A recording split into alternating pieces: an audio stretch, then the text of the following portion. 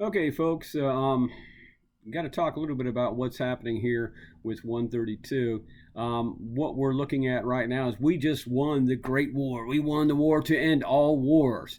The Great War is what we know as World War One. The problem is it's a Great War now, and the war to end all wars because there hasn't been a World War Two yet. What we do know is that we went to Europe, we kicked ass, we won the war, and we came back and we are celebrating. We are celebrating. We are having a party, and things are just fantastic.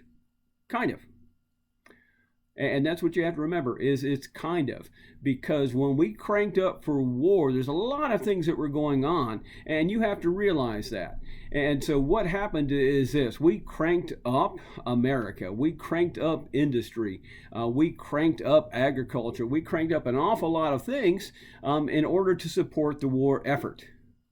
Now, that's really important, is to support the war effort, because once the war is over with, we don't ramp stuff back down. All right, we keep on producing because we have become what is a market economy. We take the excess from World War One and we sell it.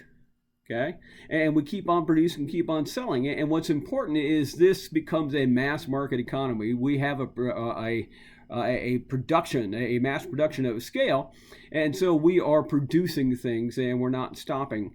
And this is important because what happens, this is going to be the introduction of credit. This is going to be the introduction of buying on time. And so where we learn to manufacture things like the automobile, I mean, good old Ford. Ford is going to manufacture the Model T.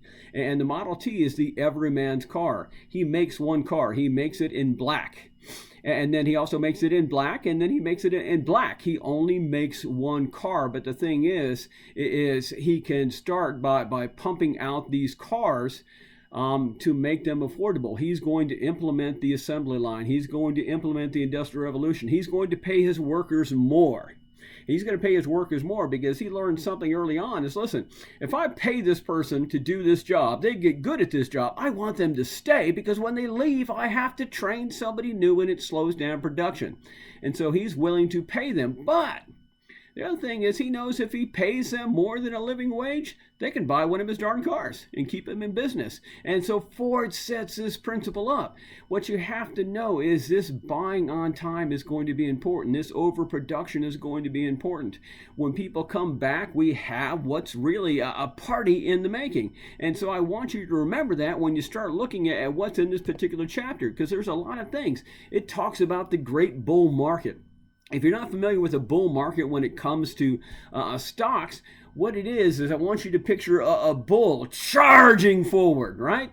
Just charging forward, just headlong. And that's what a bull market is. It's making gains by leaps and bounds. The president at this time is Herbert Hoover. He's going to take over. He did really well in Europe. When the war is over with, he takes over Europe. And the fact that what he does is he takes over handling the food sources. He is in charge of reconstructing Europe. He's in charge of making sure Europe gets fed. All this stuff is going on. It's important because he does a good job of getting Europe fed. Well, what you also have to realize is what's going on here and what's going on there. A couple of things happen. You have to realize that our version of the treaty, we've already talked about the Treaty of Versailles. We already talked about that it's an awful treaty and that it has something built into it called the German War Guilt Clause. And the German War Guilt Clause is going to leave a huge debt hanging over Germany, and they're going to have to work to repay it. Well, we're going to help Germany.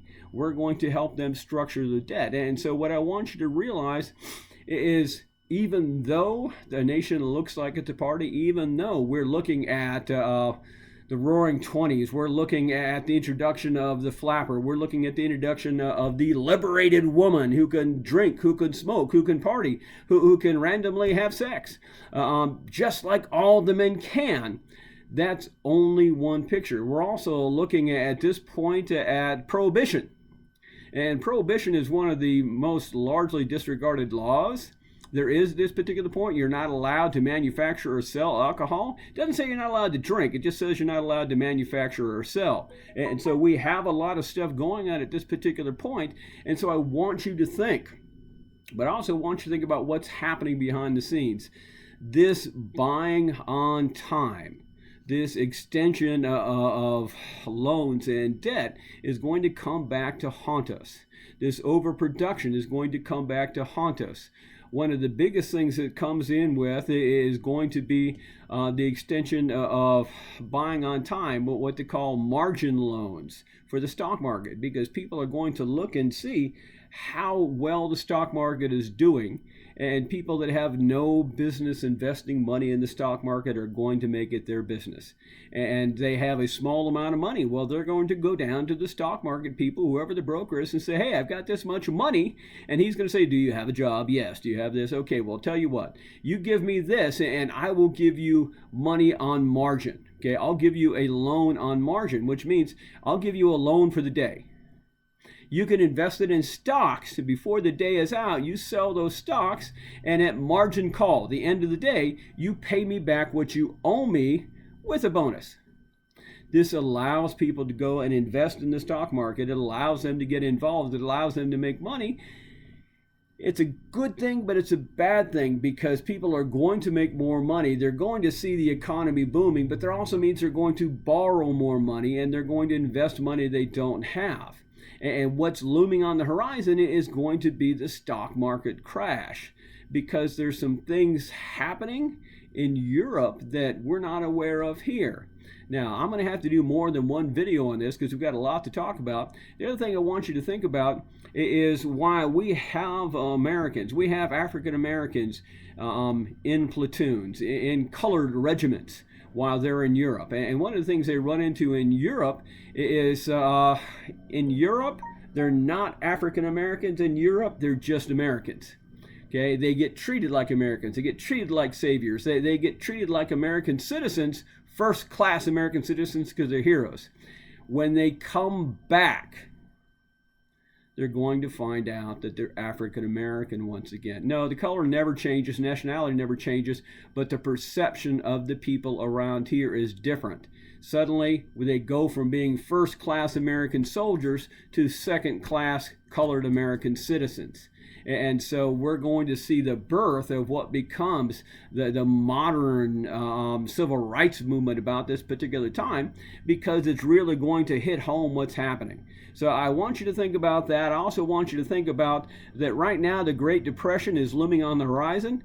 And what I'm going to do is I'm going to go ahead and post another video that talks about the causes of the Great Depression, and that will talk a little bit about what Roosevelt cooks up in the way to solve that depression. So I'm going to go ahead and let you go for now, and then I'll go ahead and post an addition to this after a bit. Thank you and take care.